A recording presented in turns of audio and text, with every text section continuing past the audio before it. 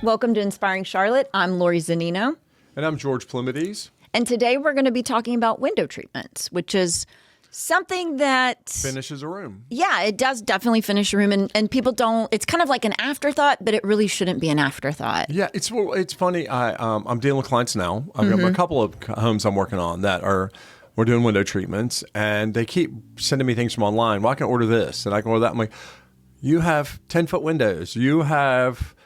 They're custom. Yes. Custom. I don't understand. And windows are all different too. Yeah, every window's whoever different. your builder is. The wall's different. Yes. Are there supports to hold your hardware built into the wall? Correct. There's so many ways, but generally, what is your favorite thing to put on a window? Are you a drapery person? Are you blind? I'm a drapery person, and this is something you and I always talk about. Yeah. Go up to the ceiling with your hardware. Don't go right above the window. Go all the way up to the ceiling, no matter how far your window comes down. And I can come to your house, and I can tell you immediately that you bought your drapery online when I get there, and you've got them just above your window, and they're too short. Yeah, and they stick on the floor like this. You have to puddle. Like I did buy some window treatments online, but I made sure that they were long enough so they do have like a slight puddle at the bottom. A little puddle, or like I like to be because of dust. That's my only concern, especially with people with pets. You have to worry about the pet hair and the dust. So if you don't just slightly crash or puddle on the floor. Correct. Crash means they'll just hang and bend just like a little bit on the floor. Puddle means the little fabric will sit. And you can puddle a lot. So remember there was a thing back in the day where you just puddled them and they just kind of folded over at the bottom. Yeah, they did. And then they were just full of dust and dog hair all the time. Yeah. But sometimes I'll go like a quarter an inch off the floor or like a half an inch. Yeah. Just so you can get underneath it with a vacuum or a broom or something just to keep the dust off. Yeah. But I do like to go high. And some people don't get the going up. But if you have high ceilings, if your ceiling's like super high, sometimes I'll split the difference between the molding and because it gets buying fabric gets expensive. No, and the longer you have to go with it, the more yards, the more yardage. And then it depends on the what. So let's get to the basics first. Okay. I'm sorry, I'm getting ahead of myself with the window treatment. So what you have to look at with your window. So if you have like a standard window in a bedroom, typical bed in the middle, window on each side, it's usually going to be like a single window, like probably single pane, 24 to 36 inches wide. It'll be double hung, so there'll be an upper sash and a lower sash that will raise and lower. Yeah. And you'll want to go, I typically like to do a single width or a width and a half pair. Yeah. And single width means you're looking at a width of fabric. So width of fabric is anywhere from 50 to 54 inches wide, and you'll split that in half, and that'll be 27 and 27. And by the time you adjust it, you'll probably be at around 22 to 25, depending on how the seamage allowance and the fabric and the pattern. And they will close to cover the window. But then I made the mistake one time with a client, and I felt awful about it, so we redid it. I love French return hardware so typical hardware goes across a window like a rod with rings. French return goes into the wall. So it's like a curved piece, no finials or decorative elements on the ends of the rods. And you need a little extra yardage to accommodate for the wraparound. Like, whoops. That was my fault. So that takes a width and a half, even on a single window. But you need to look at the width of your window first. What are we covering? And what are we trying to achieve with the window treatment? I like to, if I can, I like them to be operable. Yeah. Depending on the space. Yeah. Like if you're going out to a pool and it's a covered patio and you don't need the privacy or you're not blocking out the sun, I'll do a width and a half just to make it look full enough. So it doesn't look like give it enough width on the sides, or even do a sheer in the middle. You could even do some sort of sheer or something that you can't really see in. It gives you a little bit of privacy, and then do the fuller panels on the side. I love panels. I love to do, again, it depends on what you're doing. And I love to layer treatments too. Yes. Like I love a panel and, a blind, or a panel and a Roman shade, or a panel and a woven shade. Yes. I mean, I love to do some of those elements to add some texture to it. Texture, like people just, you get it because we both get it all day long. Oh, I love this picture in Pinterest. Look at these windows. Well, and then they go, how much is that? And I'm like, well, those blinds are going to be $2,000. The drapes are going to be, depends on the fabric and the trim that we put on them. And you want to tape down the side, and you want beautiful hardware. You want white out on the back or black out on the back. Yeah, and you want, and from the front of your house, if we're going to do one room, everything on the front of the house needs to be exactly the same. So we need to have some kind of blackout or whiteout or blind or something that's consistent in every window to make it look elegant and uniform. You don't want to have like a drapery on this part of your window, a blind over here, a woven shade on this side, so the house looks like a bunch of hodgepodge mismatch. Exactly. It's got to be uniform. Clean and consistent. Exactly. So what are your, I know you've been working on measurements and stuff. I love to eyeball. Not really. I'm kidding. No. There's a formula. There's a formula. Well, and this, I had to pull this up because I don't really work a lot with window treatments. So I kind of wanted to get information online to see what different companies that do sell window treatments, kind of what their measurements are. So really the width, you want to extend the rods at least 3 to 6 inches on each side. So depending on what the width of your window, you want to add about 3 to 6 inches on each side, which I understand because you're going to have some finials or some sort of decorative and you don't want it to look like it's, and you want to like go past the molding. Yes.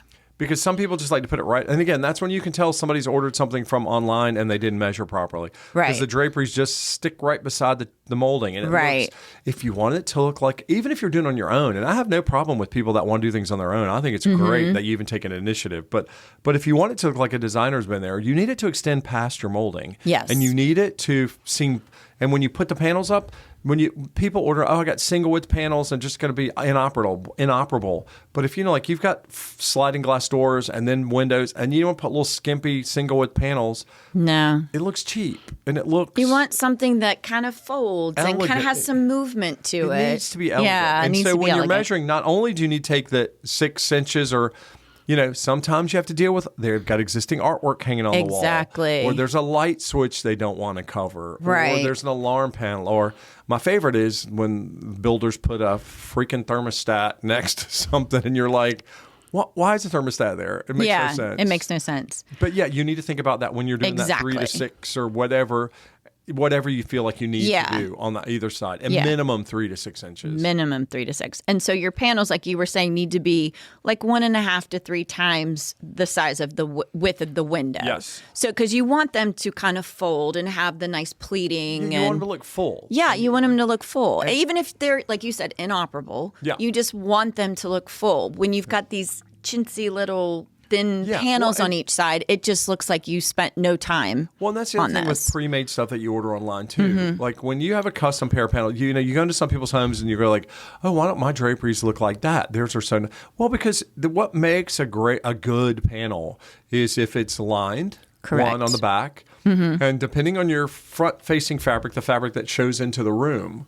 If you're using a silk, you've got to be careful in the sun. So you want a blackout lining or something heavy duty on the back because the sun will rot the silk in a short period of time. I mean, sun will fade most fabrics too, unless it's like an inside out or something. Well, and people don't think about it. They're like, "Oh, I love my windows," but your windows are great until we're in the middle of summer and it's 100 degrees outside and the sun's blaring into your window, and you want to know why does the wallpaper that I just spent all this money on look different on this side of the room that does on the other side of the room? It's because the sun's going to fade it all. Yes, it's going to fade your furniture. It's going to fade your fabrics. It's going to fade your rugs. It's going to fade your wallpaper. So sometimes window treatments are a great way to protect. You spend from the all outside. This money on the inside, and then I know you love your windows, but when you have to replace everything because it's faded, correct. Then you're spending more money. Exactly. So spend it up front. And then we were talking about how curtains should graze the floor. So don't say curtains. Remember, Tim gave us a hard time. That's right. Draperies. Sorry, draperies, not curtains. Not curtains. No, draperies. I'm sorry, don't mean to be critical, but remember. Tim, no, I know Tim it's the same thing with couch and sofa. Yeah, our manager gives us a hard time about saying curtains or drapes. And he goes, "You drape fabric, you hang draperies." Yeah, that's true. Thank you, Tim. Thank you, Tim.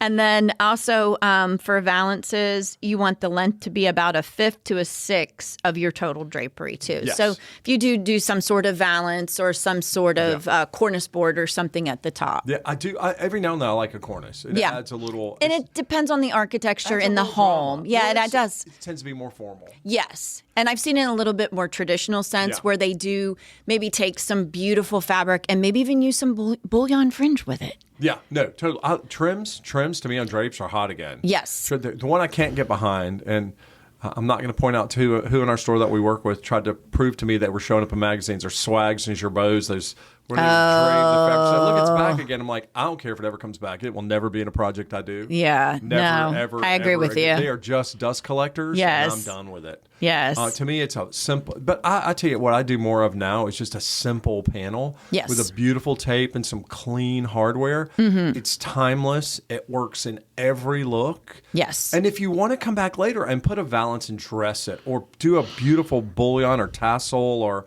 or some sort of beautiful decorative tape on the tape, leading edge of the panels. I mean, I've done little patterns too at the bottom, and it's kind of fun. Yeah, I think that too. So there are different types. So as you were saying before, you could do a Roman shade or some sort of. Now, pull down shades to me just remind me of like the 80s. Well, it depends on the shade to me. Yeah, Like, well, and it depends on the material. Yeah, like but I still don't mind shutters, not shutters, but like the blinds. White, well, but even shutters.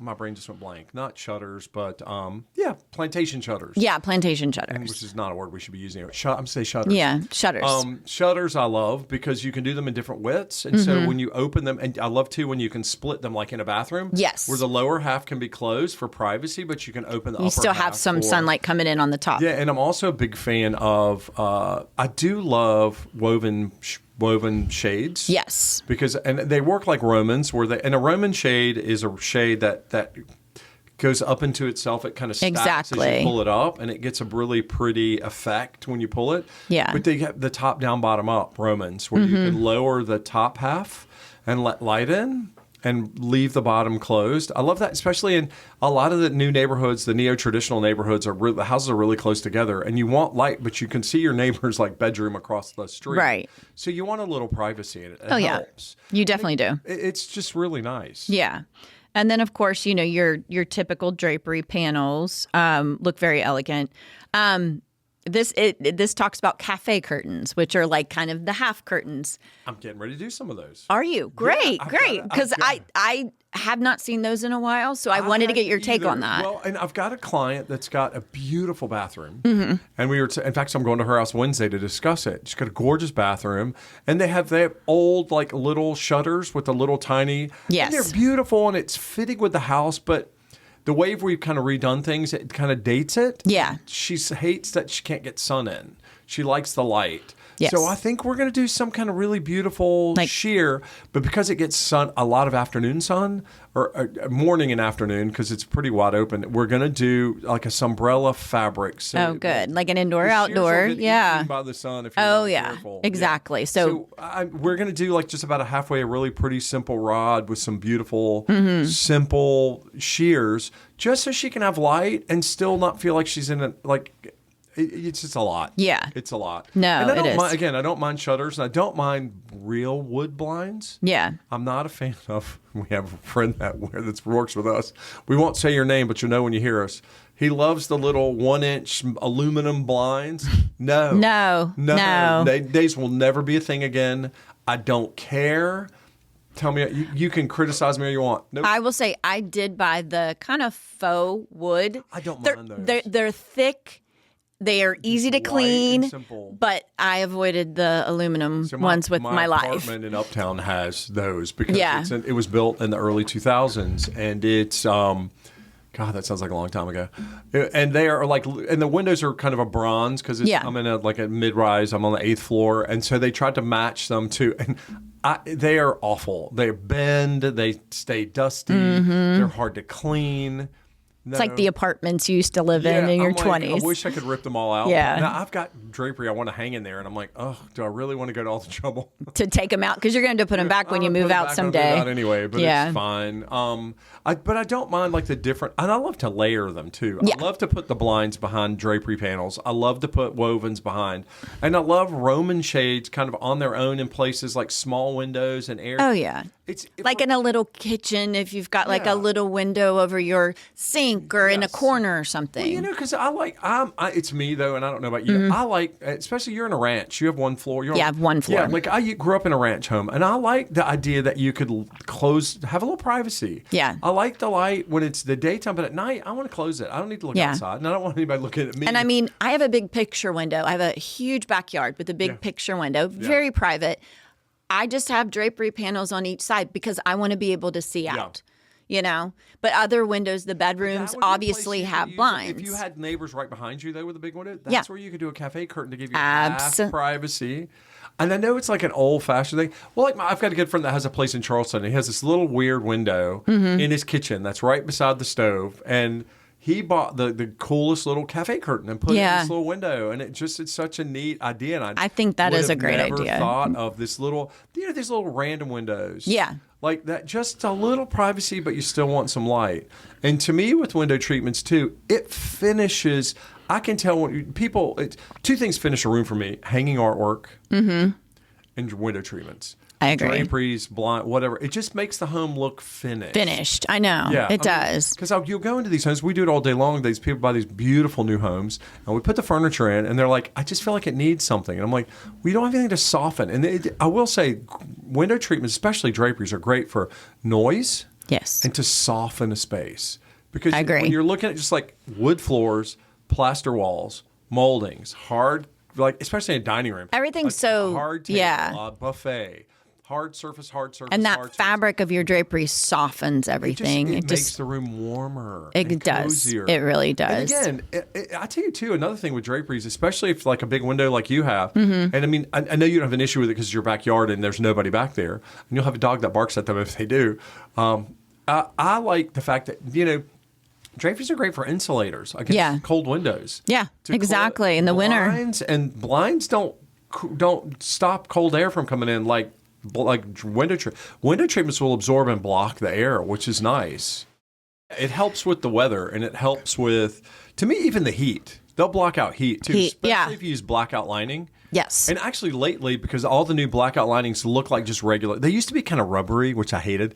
Like if you've ever been to a hotel, like or not even like a courtyard or something, they have that kind of rubbery fabric. That's a blackout to make your room dark. And their blackouts are for room darkening. Yes. It's to black out as much light as you can. And now they've gotten, especially in residential, they've gotten the blackouts aren't rubbery like they used to be. They have a beautiful fabric on the back or something. So it looks just like a regular fabric on the back. One of the other things I love too, though, is not even just the backing, though, is when people do an inner lining inside the drapery. Because I'll have people go, well, my drapes don't look full like the ones at my friend's house. I'm like, because you didn't put inner lining. Right. It gives it that fullness and weight, and it helps them hang better. And they pleat evenly. And pleating. That's what we need to talk about. There's a million kinds of pleats. Yeah. For the tops, the top finish of your window treatments. Yeah. So when you're doing draperies, you can do a Parisian pleat, which is like just a simple. Some people call it a two-tack pleat. I call it a Parisian because it's like when French pleat. Our French is that little tiny three little pleats at the top. You do it's beautiful with linen. And there's the metal piece that kind of and you have like the little hook that you put into your ring.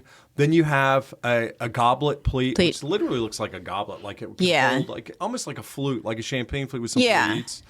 And then you have, I guess there's a reverse pleat that looks more modern, or a Monaco pleat. Yeah. Which looks more modern, and it's a clean. You don't see all the folds, you just see the clean. The fold's actually reversed, so you see it clean. When you close them, it's just clean all the way across. And then, there's even like the grommets. I'm not a grommet person. It's a little bit more modern take. It is, but to me, I think I equated it too much with like, hi, I just moved into my first apartment. I need some draperies from Target, and I got grommets. Yeah. And I get it. Everybody's on a budget. I'm not one to judge. Trust me. Again, I still have ugly blinds up in my apartment. So I've got all these beautiful pieces of art and furniture, and I've got ugly blinds in my windows. But you know what? It is what it is. So everybody does their own thing. But I just feel like, to me, especially at our age, or when you're in your 30s and you're buying your first home, like, spend a little more money. I get it when it's your first apartment, it's your first, like in your 20s, you're starting out.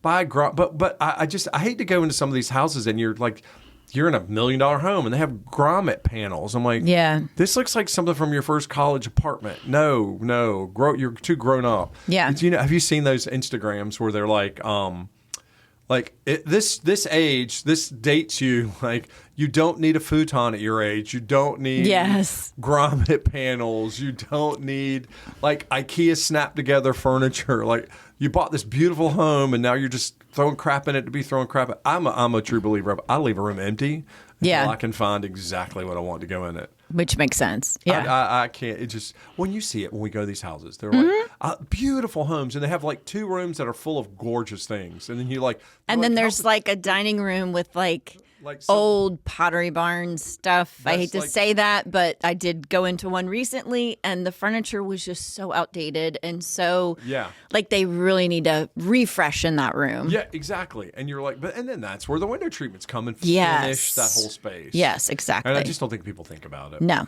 it's an afterthought. So, any new restaurants for you? Let's check. We'll get out of window treatment. So, is one more thing we talk about? I think we kind of covered it. I think we covered the bulk of it, actually. Have you been anywhere new that you love? Didn't you go somewhere? I went to Flight not long ago. I haven't been yet, and I heard it was really good. It was really good. It's tapas, so it's shareables. Yeah. And it's in the Elizabeth neighborhood, which is kind of like it's near Presbyterian Hospital in Uptown. Yeah, and great wine selection. Yeah. Excellent wine if you're a wine person. Excellent, and I know they have cocktails and stuff too.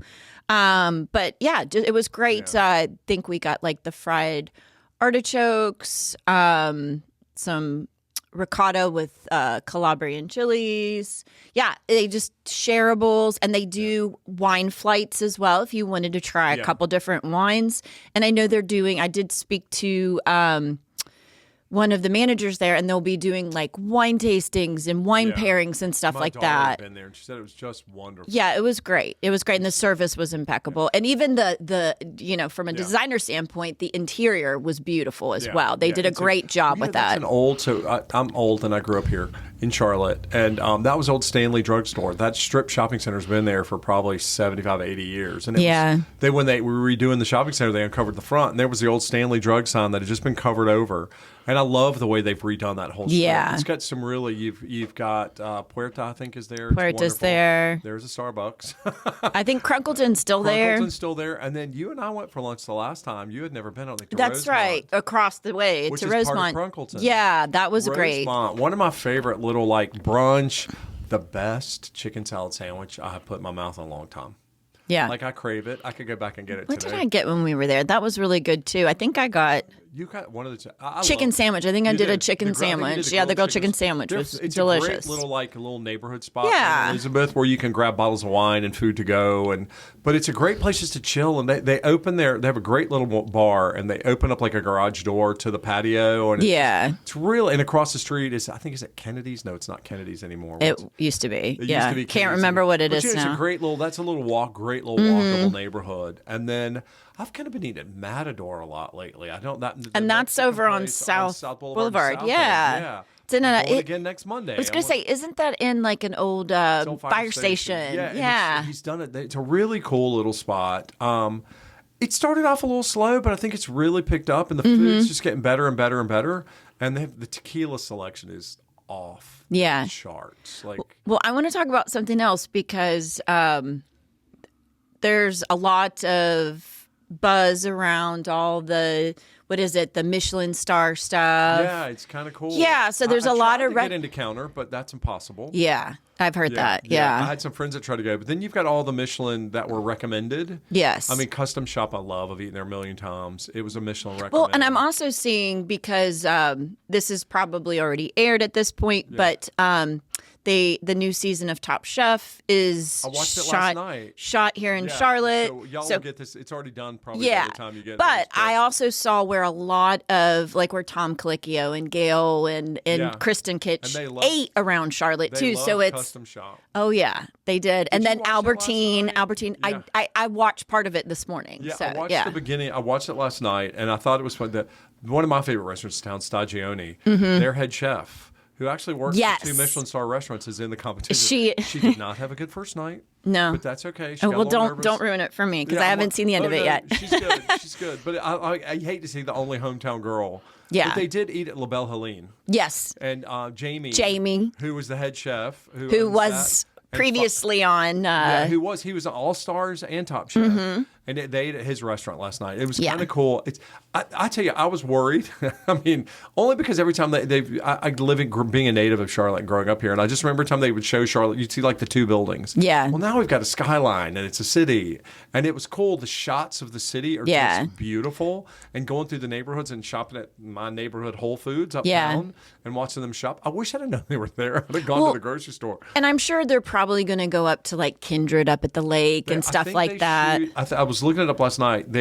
La Belle Helene was first. They're actually going to shoot. They shot an episode at the Square, the Grande Discus, the sculpture in front of the Bank of America. Exactly. Building. Yes. They shot an episode there. I think they shot. One's going to be in Greenville. They shot at the Whitewater Center. I think they go to Charleston too because they call it. I think so because they call it Carolinas. Yeah, I think they do. But the studio. So they're shooting all around Charlotte. They do. I think they had. I was reading they had a studio off in. Over by the airport, like 184,000 square feet, which is when they do the competitions and they're not like quick fire challenges. Like they opened this time at the NASCAR at the Charlotte Motor Speedway, which is kind of cool. Yeah. Hate that it's like that's what we equate everything in Charlotte with, but it's bread and butter. Well, they called it Charlotte and not Concord. Did you notice that? Thank God, Charlotte. They said Charlotte funny. USA on it, not Concord Motor Speedway. Thank God. But it's really cool to see. But it's kind of fun now that we do have a Michelin star restaurant. And we've got lots of Michelin recommends, and there are a few they left off that I thought should have been on. Yeah, so they're making Charlotte more of a culinary town now. Yeah, well, we are. I think we've got a really interesting food scene. We've got a great nightlife scene now. I mean, it's matured. I was talking to some friends the other day about Charlotte and how it's changed so much. And, people go, well, there's no culture in Charlotte. There's no history in Charlotte. There's no this in Charlotte. Charlotte's over 200 years old. Yeah. It's an old city, but it was never a big city. Yeah. Like in the early 1900s, we had like 10,000 residents, and Charleston had 100,000, or Cleveland had 200,000, or Atlanta had 500,000. They were all big cities at the turn of the century. We just kind of exploded overnight, and now you got 1 million people living in the city, and it's changed. So we're creating a culture, and it's fun to see how important design is to our community now. Oh yeah. The neighborhoods, the homes, the shopping. And that's why we're expanding to Lake Norman, and we've got our home base in Hickory, and you've got all these locations now. And honestly, I consider Hickory, Charlotte, we're one big place. Well, I mean, as a television market, it is one big place. But I see a lot of people commute every yes, day. Exactly. Like, From Gastonia up to and Charlotte. It's fun because even little towns like we're in now, Newton, where we film, it's like it's created an energy around the city and the region that's made it more exciting, and it's brought industry that's filled in the gaps between these towns that were once furniture mecca towns that kind of went to sleep, and now they're coming back alive, and it's kind of an amazing thing. No, it is. And it's to watch it grow and and watch businesses, scene, fashion, construction, banking. We're not just a boring banking town anymore. We're kind of more exciting. Yeah, and very it's much so. wonderful to see. Well, that's all we have for today.